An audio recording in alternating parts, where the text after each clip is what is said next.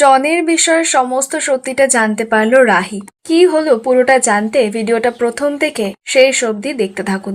গল্পের শুরুতে দেখা যায় যে রাহি তো তথাগত কি জানায় যে ও এই বিয়েটা তাহলে আর করবে না, কারণ বোনের তো বিয়ে হচ্ছেই, আর রাহুল তো তিতলিকে বিদেশে নিয়েই যাবে। তো তথাগত তখন জানায় যে তুই যদি না করতে চাস মা বিয়ে, তাহলে ও রাহিকে জোর করবে না। কিন্তু তথাগত তো একটাই কথা, যে বিয়ের কথাটা তো অনেক দূর এগিয়ে গেছে। তো রাহি তখন জানায় যে ও পারলে জনের হাতে পায়ে ধরে ক্ষমা চেয়ে নেবে। তখন তিতলি আর রাহির মা আসে। রাহির মা এসে তো রাহিকে বলছে, তো কি মাথা খারাপ হয়ে গেছে? লোকজন নিমন্ত্রণ করা হয়ে গেছে, কার্ড ছাপানো হয়ে গেছে, এই মুহূর্তে এসে তুই এইসব কথা জানাচ্ছিস? এবার তিতলি তো রাহিকে জোর করছে, বলছে তুই একবার আমার কথা ভাবলি না, নিজের কথা ভাবছিস দিদি ভাই। আমি বিদেশে গেলে আমি সংসারটা কিভাবে গুছাবো, তুই যদি গুছিয়ে না দিস। রাহি তখন জানায় যে ঠিক আছে, আমি নয় কিছুদিনের জন্য তোদের সঙ্গে বিদেশে যাবো, গিয়ে তোর সংসারটা গুছিয়ে দিয়ে আসবো। তিতলি তো কথাই শুনবে না, বলছে না, জনদা এত বছর ধরে বিদেশে থেকেছে, আর রাহুল তো সবে যাবে, তাই রাহিকে জনের সঙ্গে বিয়ে করে যেতেই হবে তিতলির সঙ্গে বিদেশে। তিতলি তো কোনো কথাই শুনবে না, রাহিকে যেতেই হবে জনকে বিয়ে করে ওর সঙ্গে বিদেশে, এই বলেই জোর জবস্তি করে নিয়ে গেছে। তথাগত তো রাহিকে খুব ভালো করে চেনে, যে রাহির মন সায় দিচ্ছে না বিদেশে যেতে, সেটাও খুব ভালো করেই বুঝতে পারছে। তথাগত ঠাকুরের কাছে একটাই আশা, যে ওর যেন ভালো হয় রাহির। এরপরে তিতলি গিয়ে একটা রাহুলের কাছে আবদার করে যে সঙ্গীত হবে। তো তখন সবাইকে সেটা রাহুল জানায়। রাজীব বাবু প্রথমে বলছিল যে কি সঙ্গীত, এসব আবার কি, সঙ্গীত বলো। তো তখন কনক রাজীব বাবুকে বুঝিয়ে বলে যে ছেলেমেয়েরা একটু নাচ গান করে আনন্দ মজা করতে চাইছে, করতে দাও না। তো রাজীব বাবু তারপরে রাজি হয়ে যায়, বলে তাহলে দুই মেয়ের সঙ্গীত ওনাদের বাড়িতেই হবে। সবাই খুব এক্সাইটেড, কিন্তু এদিকে রাহির মুখটা একেবারে ছোট হয়ে গেছে। জনের সঙ্গে কোনো মতেই ওর বিয়ে করার ইচ্ছা নেই, কিন্তু কি করবে, তিতলি এত জোরাজোরি করছে। এরপর পরের দিন তো সবাই রাহুলদের বাড়িতে সঙ্গীতে যাবে বলে রেডি হচ্ছে। তিতলির তো ওকে যে গয়নাগুলো দিয়েছে সেগুলোর পছন্দ হয়নি। ওর রাহির যে গয়নাগুলো বিয়ের জন্য করা হয়েছে সেটা ওর পছন্দ, তাই কান্নাকাটি করছে। তো রাহি তো তিতলিকে খুব ভালোবাসে, তাই নিজের গয়নাগুলো তিতলিকে দিয়ে দেয়। এরপর সবাই রেডি হয় সুন্দর করে। অপরদিকে তো রাহুলদের বাড়ি সুন্দর করে সাজানো হয়েছে। রাজীব বাবু আসে, এসে টাইম দেখে বলছে রাহুলদের যে ওদের তো এখনো আসলো না, আসার সময় হয়ে গেছে। তো রাহুল যখন ফোন করতে যাবে তখনই গাড়ির আওয়াজ শুনতে পায়। ওরা বুঝতে পারে যে তার মানে রাহিরা চলে এসেছে। এদিকে রাহুলের বন্ধুরা সবাই মিলে তো প্ল্যান করে রেখেছে যে তিতলি যখন ঢুকবে তখন উপর থেকে ফুল পড়বে তিতলির মাথার উপরে। কিন্তু তিতলি আর রাহি ফার্স্টে একসঙ্গেই ঢুকছিল। তো তিতলির একটা ফোন আসে, তাই তিতলি একটু ফোনে কথা বলতে ব্যস্ত হয়ে যায়, রাহি তখন ঢুকে।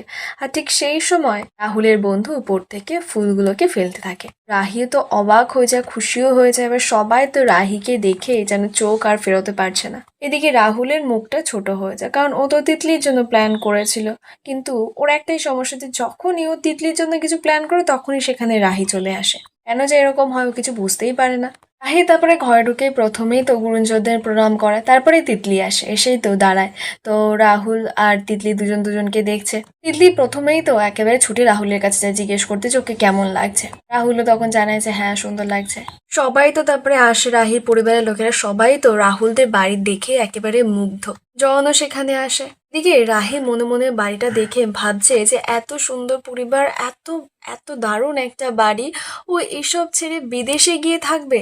ঘুরতে যাক তাও ঠিক আছে। এদিকে কনক তিতলির সঙ্গে গিয়ে কথা বলে, বলে এরপরে যখন তুমি ঢুকবে তখন তোমাকে একেবারে আমি বরণ করেই বাড়ির বউ করে এই বাড়িতে ঢুকাবো। আর তুমি তো এবারে প্রথম আসলে, তাই চলো আমাদের কুলদেবতাকে গিয়ে একটু প্রণাম করবে ঠাকুর ঘরে। কনক রাহিকেও বলে যেতে ওদের সঙ্গে। আর কনক তিতলিকে বলে যে বাড়িতে যখন আসবে তখন তো সারা জীবনের মতো তোমার এখানে থাকতে হবে, তাই না? তখন তিতলি বলছে কেন, কিসের জন্য?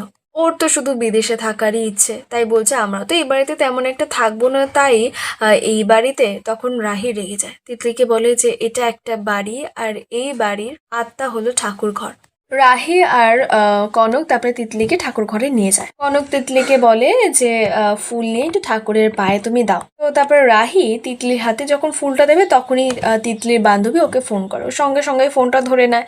ধরে ও ফোন নিয়ে ব্যস্ত হয়ে গেছে। রাহি যতবার করে বলছে যে ফুলটা নিয়ে ঠাকুরের হাতে দে, ঠাকুরের চরণও দে, ও কোনো মতেই ফুল ধরছে না, বা হাতে নিচ্ছে। রাহি বলছে ডান হাতে নিতে হয়। কোনো রকম ভাবে তিতলি ডান হাতে ফুলটা নিয়ে ঠাকুরের গায়ে একেবারে ছুঁড়ে মারে।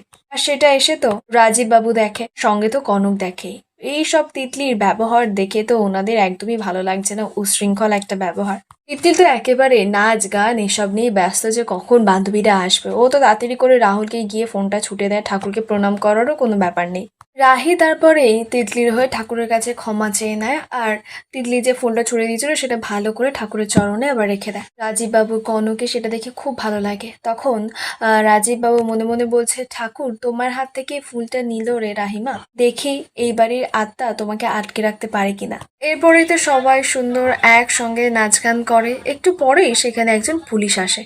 পুলিশ দেখে তো আগে জন ভয় পেয়ে গেছে যে হঠাৎ করে পুলিশ এখানে কেন। ও তো ভয়ে একেবারে লুকানোর মতো অবস্থার দিকে রাহি সেটা লক্ষ্য করে।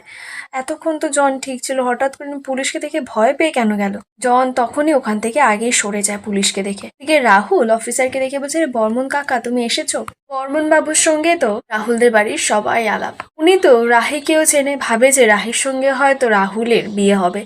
তাই ওরা তো খুব আশীর্বাদ করে, মানে বর্মন বাবু ওদের দুজনকে। তারপরে রাহি জানে যে না, ওর বোন তিতলির সঙ্গে রাহুলের বিয়ে হচ্ছে। আর এখানেই আজকে পর্বের আপডেট শেষ হয়। দেখা হবে আগামী পর্বের আপডেটের সঙ্গে।